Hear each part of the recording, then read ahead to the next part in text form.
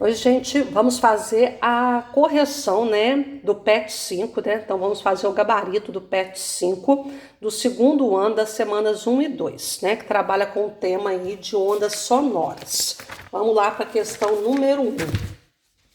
Um homem adulto conversa com outro de modo amistoso e sem elevar o nível sonoro de sua voz. Isso indica, então, que eles estão com a mesma intensidade. Enquanto isso, duas crianças brincam emitindo gritos eufóricos, pois a brincadeira é um jogo interessante para elas. O que distingue os sons emitidos pelo homem dos sons emitidos pelas crianças é... Bom, se nós compararmos homem com homem é uma coisa, se nós compararmos homem com criança, com as crianças, vai ser outra. Então, o que diferencia dois sons aí esses sons no caso? São a altura, que mede a frequência, se é mais fino ou mais grosso, tá? A intensidade, que mede o volume, e o timbre, que mede vozes, que indica que são vozes diferentes, né? A criança tem a voz, que são duas crianças, se é Paula e Maria, a Paula vai ter uma voz diferente da Maria, mesmo que teriam frequências ou intensidades iguais. Então, a resposta é a letra E. Questão número 2, uma questão para assinar as afirmações aí e verificar quais são verdadeiras e quais são falsas. Letra A. O som é uma onda mecânica progressiva longitudinal cuja frequência está compreendida aproximadamente entre 20 Hz e 20 kHz. Muito bem. Letra A é verdadeira. Não especificou, porém, se é para o ser humano. A alternativa, na minha opinião, não ficou muito completa. Porque o som é uma onda mecânica e longitudinal sempre, em qualquer situação. Para o ser humano, só é audível no intervalo de 20 a 20 mil Hz, que equivale a 20 kHz.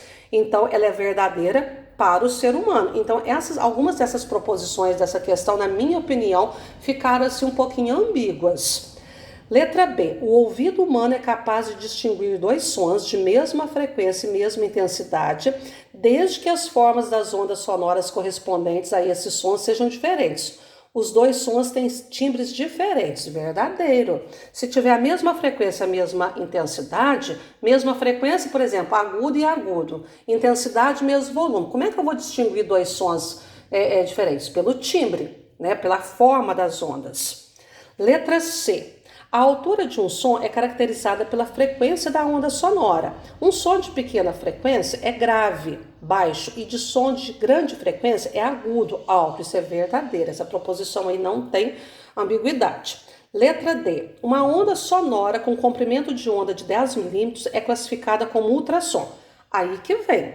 Nós vamos testar a letra C. Ela tem comprimento de onda de 10 milímetros. Não deu a velocidade. Eu supus no ar, uma que é muito usada, velocidade do som 340 metros por segundo, né, para uma determinada temperatura, que é a velocidade do som no ar 340 metros por segundo. Converti os 10 milímetros para metros. De milímetros para metros, a gente volta 3 casas para a esquerda, porque cada metro são 1000 milímetros. Muito bem, vou calcular a frequência, porque o que mede se é ultrassom ou infrassom, ou se está no audível, é a frequência. A velocidade 340, o comprimento de onda 0,01 vezes F. Passei número com variável primeiro membro, número sem variável para o segundo, deveria ter passado negativo, mas como ambos estão negativos, multiplica por menos 1, volta todo mundo a ficar positivo. 340 mil dividido por 0,01 dá 34 mil Hz. Para o ser humano, é um som... É um ultrassom, mas para o cachorro já não é. Então, faltou a especificar nessa letra D se era para o homem ou para um outro animal. Então, ela ficou um pouquinho incompleta, na minha opinião, tá certo? Letra F. A intensidade do som é tanto maior quanto menor for a amplitude da onda. Não. A intensidade do som é tanto maior quanto maior for a amplitude.